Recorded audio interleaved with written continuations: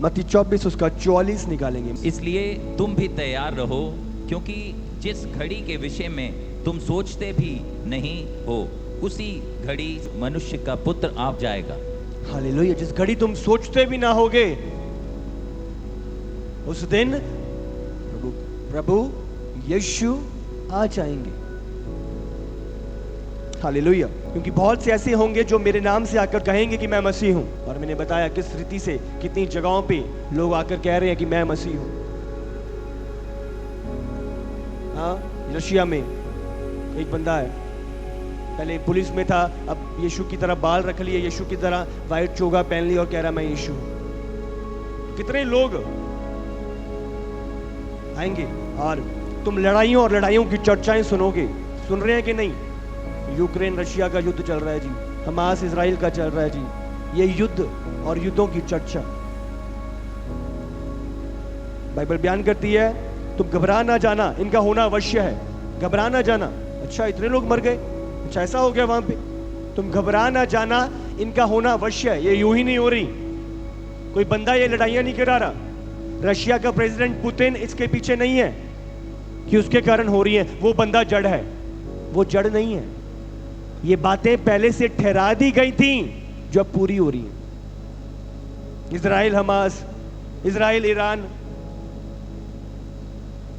US China, अब समझ रहे हो। परंतु उस समय अंत ना होगा, क्योंकि जाति पर जाति और राज्य पर राज्य चढ़ाई करेगा और जगह जगह अकाल पड़ेंगे और भूकंप होंगे। ये पीड़ाओं का आरंभ होगी। तब वे कलेश देने के लिए तुम्हें पकड़वाएंगे और तुम्हें मार डालेंगे, और मेरे नाम के कारण सब जातियां तुमसे बैर करेंगी। हम लोगों से, मसीह लोगों से आज सही चलने के कारण हमारा विरोध होता है। हमें सताते हैं, पासवानों को जेल में डाल रहे हैं, कलेश कर रहे हैं, मार रहे हैं, धमका रहे हैं। मेरे नाम के कारण, यीशु के नाम के कारण ऐसा हो रहा है। कितना सताव, मणिपुर, कितनी चर्चें तोड़ डाली। तो चीजें होंगी। प्रभु ऐसा क्यों हो रहा है? प्रभु ऐसा क्यों हो रहा है? बाइबल में क्या अंतिम समय में चीजें होंगी, होती आई हैं, और अंतिम समय में इसकी तादाद अब ज्यादा देखोगे, ज्यादा देख रहे हो। तब बहुत से ठोकर खाएंगे और एक दूसरे को पकड़वाएंगे और एक दूसरे से बैर रखेंगे। ये सारी चीजें हम अनुभव कर रहे हैं। बैर, सब लोग सेल्फिश हो गए हैं, अपने तक सीमित हो गए हैं। कंपटीशन बढ़ा दिया है संसार ने। बहुत से झूठे भविष्यवक्ता उठ खड़े होंगे और बहुतों को भरमाएंगे। अधर्म के बढ़ने से बहुतों का प्रेम ठंडा पड़ जाएगा। चलो ठीक है, चर्च जाया है, आज मन नहीं करा, छोड़ दो। ठंडे पड़ जाएंगे मसीह लोग, और ऐसा हो रहा है। संसार में उलझ चुके हैं, परंतु जो अंत तक धीरज धरा रहेगा उसी का उद्धार होएगा। हालेलुया। तो अकेला मसीह में आ जाना नहीं, क्रिश्चियन नाम अपना लेना नहीं। इसका मतलब मैं उद्धार पा चुका हूं, पर उद्धार बना कब रहेगा? जब मैं अपनी दौड़ को पूरा करूंगा, जब मैं अंत तक स्थिर रहूंगा। और राज्य का यह सुसमाचार सारे जगत में किया जाएगा और सब जातियों पर गवाही होगी, तब अंत आ जाएगा। अंत आ जाएगा। सुसमाचार चारों कोनों में फैल रहा है कि नहीं? हाँ, अभी आपको पता है, यूट्यूब, फेसबुक, कोरोना के टाइम पे सब ऑनलाइन, जिन तक नहीं भी पहुंचा था ऑनलाइन पहुंच चुका है। ये अंतिम समय की भविष्यवाणी है। ये सेकंड फेज जिसमें हम हैं, ये सारे अंतिम समय के चिन्ह हैं। पहले से यीशु ने लिख दिया था। फरात नदी, जो इतनी बड़ी नदी थी, इतनी चौड़ी नदी थी, आज अदन की वाटिका में भी, उत्पत्ति में भी इसका नाम लिखा हुआ है, फरात नदी। इतनी पुरानी नदी, इतनी लंबी नदी आज सूख रही है। कोई सोच भी नहीं सकता था ये भी सूखेगी, और बाइबल में लिखा है अंतिम समय में ये सूखेगी, और 4 दूत जो बांधे गए हैं उसमें से निकलेंगे। तो बाइबल की हर भविष्यवाणियों को जो अंतिम समय के बारे में लिखी हुई है, आज हम पूरा होते हुए देख रहे हैं। 2000 साल पहले लिख दिया गया था, एक चिप लगेगी तुम्हारे हाथ में या तुम्हारे माथे में, जिसके द्वारा सारा लेन देन होएगा। वो शैतान की चिप होएगी, शैतान की छाप होएगी। उसे मसीह लोगों को लेनी नहीं है जो प्रभु में है। कैसे पहले नोट चला करते थे, पैसे चला करते थे, एटीएम, डेबिट कार्ड आ गया, क्रेडिट कार्ड आ गया, अब पेटीएम, अब गूगल पे, अब सबके पास ये क्यूआर कोड है, इस पे दे दो 100 रुपया, इस पे दे दो 150 रुपया। फटाफट फोन निकाला और क्यूआर कोड। अब एक ऐसी चिप बाहर इसकी ट्रायल भी शुरू हो गई हैं। पहले जानवरों पे ट्राई कर रहे थे, अब मनुष्य पे भी ट्रायल हो चुकी है। चिप लगेगी और वहीं पे क्यूआर कोड पे अपना हाथ लगाया, पैसे कट गए। जिनके हाथ नहीं है उनके माथे पे। तो सारी अंतिम समय की चीजें हैं और ये कोई दूर नहीं है या 100 साल के बाद आने नहीं वाली।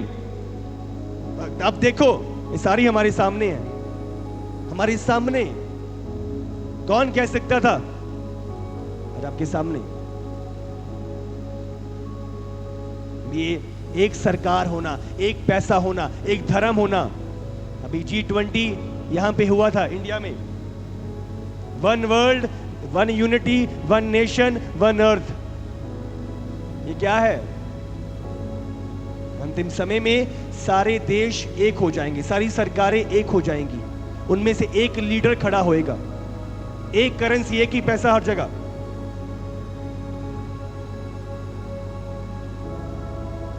आज कलीसिया को जागरूक होने की जरूरत है। आज मसीह में तो है पर उसके सत्य से अनजान है। हालेलुया। आपको जानना पहचानना है। हम ये नहीं जब प्रभु लेने आए, प्रभु मुझे तो पता नहीं था। प्रभु इसीलिए कह रहा तैयार हो जा। तुझे पता भी नहीं है मैं कब आऊंगा, और अगर तू तैयार नहीं होगा तो तू मेरे साथ नहीं जा रहा। तैयारी, तैयारी। हालेलुया। आज प्रभु चाहता है उसके लोग जागरूक हो, उसकी प्रजा जागरूक हो। मसीहा आया ताकि सब बचाए जाएं और उनमें से कोई भी नाश ना हो। आमीन। एक दृष्टांत हम पढ़ेंगे, मत्ती 25 उसका 1 से पढ़ना शुरू करेंगे। तब स्वर्ग का राज्य उन 10 कुंवारियों के समान होगा जो अपनी मशालें लेकर दूल्हे से भेंट करने को। उनमें 5 मूर्ख और 5 समझदार थी। मूर्खों ने अपनी मशालें तो ली परंतु अपने साथ तेल नहीं लिया। ध्यान दें, मूर्खों ने मशालें तो ली पर तेल नहीं लिया। परंतु अब समझ रहे हो? वेट, मूर्खों ने मशालें तो ली पर तेल नहीं लिया। आज क्रिश्चियन नाम तो अपना लिया, क्रिश्चियन धर्म तो अपना लिया, पीछे जॉन पीटर मसीह तो लिख लिया, पर तेल नहीं लिया। तेल क्या है? पाकरू की परिपूर्णता, वचन में चलना, आत्मा की अगुवाई में चलना, आपका जीवन ज्योति के समान चमकना। अकेली मशालें आपको बचाएंगी नहीं, उनमें तेल और तेल के द्वारा उनका जलना। जब यीशु आएगा उन जलती हुई मशालों को ढूंढेगा। बाइबल में क्या, दूत फैल जाएंगे और प्रभु की देह को, प्रभु के लोगों को इकट्ठा करेंगे। उन्हें अकेली मशालें नहीं दिखाई देंगी रात को, उन्हें जलती हुई मशालें दिखाई देंगी। जब रैप्चर होएगा दूत हमें इकट्ठा करेंगे, अकेली मशालें। मेरा नाम भी मसीह है, मैं भी जॉन पीटर हूं, ये मशालें दिखेंगे नहीं। आप समझ रहे हो? और जिनका जीवन आत्मा की भरपूरी का है, आत्मा की परिपूर्णता का है, जिनका जीवन तैयार है और वो जलते हुए मसीह हैं, दूत उन्हें पकड़ लेंगे। उन्हें चिल्लाने की, पुकारने की भी जरूरत नहीं, वो चमक काफी होगी उन्हें ढूंढने के लिए, उन्हें पा लेने के लिए, उन्हें मसीहा के साथ उठा ले जाने के लिए। Hallelujah, hallelujah. तो आज मशालें नहीं, जलती हुई मशालें। आमीन। आगे पढ़ेंगे। परंतु समझदारों ने अपनी मशालों के साथ अपनी कुप्पियों में तेल भी भर लिया। जब दूल्हे के आने में देर हुई तो वे सब ऊँघने लगी और सो गई। आधी रात को धूम मची, देखो दूल्हा आ रहा है, उससे भेंट करने के लिए चलो। तब वे सब कुंवारियां उठकर अपनी मशालें ठीक करने लगी। और मूर्खों ने समझदारों से कहा, अपने तेल में से कुछ हमें भी दो, क्योंकि हमारी मशालें बुझी जा रही हैं। परंतु समझदारों ने उत्तर दिया, कदाचित यह हमारे और तुम्हारे लिए पूरा ना हो। भला तो यह है कि तुम बेचने वालों के पास जाकर अपने लिए मोल ले लो। जब वे मोल लेने को जा रही थी तो दूल्हा आ पहुंचा, और जो तैयार थी वे उसके साथ विवाह के घर में चली गई और द्वार बंद किया गया। इसके बाद वे दूसरी कुंवारियां भी आकर कहने लगी, हे स्वामी, हमारे लिए द्वार खोल दे। उसने उत्तर दिया, मैं तुमसे सच कहता हूँ, मैं तुम्हें नहीं जानता। इसलिए जागते रहो, क्योंकि तुम ना उस दिन को जानते हो, ना उस घड़ी को। ना उस दिन को, ना उस घड़ी को। वो खटखटाती रहीं और द्वार खोला नहीं गया। हालेलुया। तो द्वार खुलने का एक समय है। एक बारी द्वार बंद हो गया, हम जितना मर्जी रो लें, प्रभु मैं चर्च भी जाता था, प्रभु मैं ये भी करता था, प्रभु।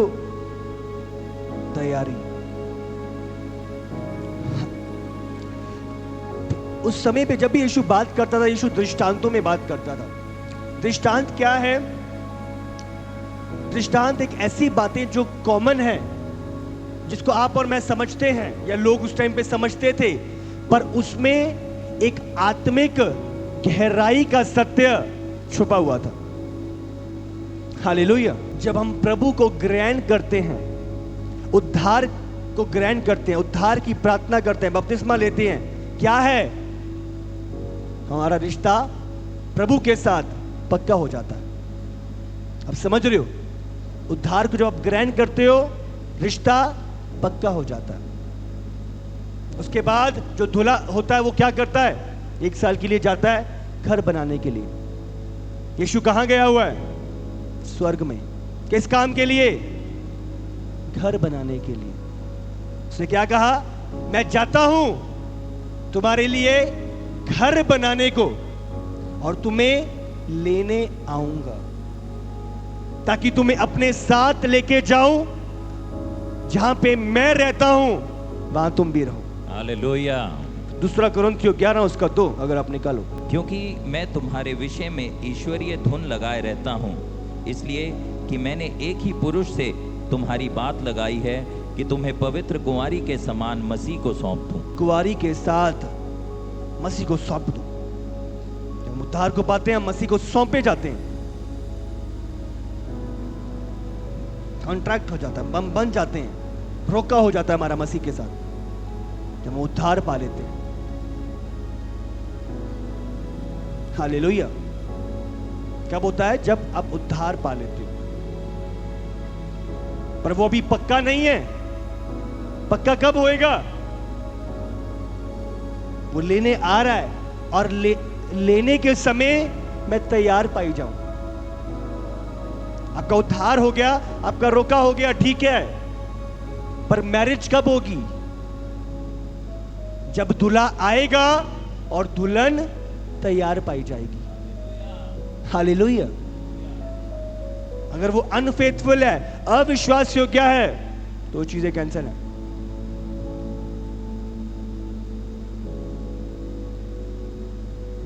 हालेलुया।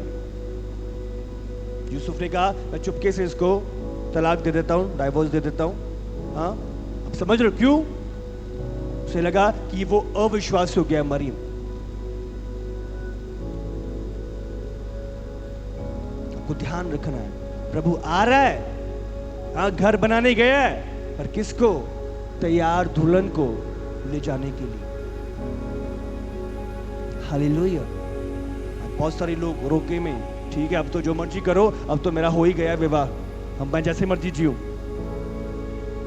प्रभु ने आपको बांध लिया है, जब लेने आ रहा है, अगर आप तैयार हो।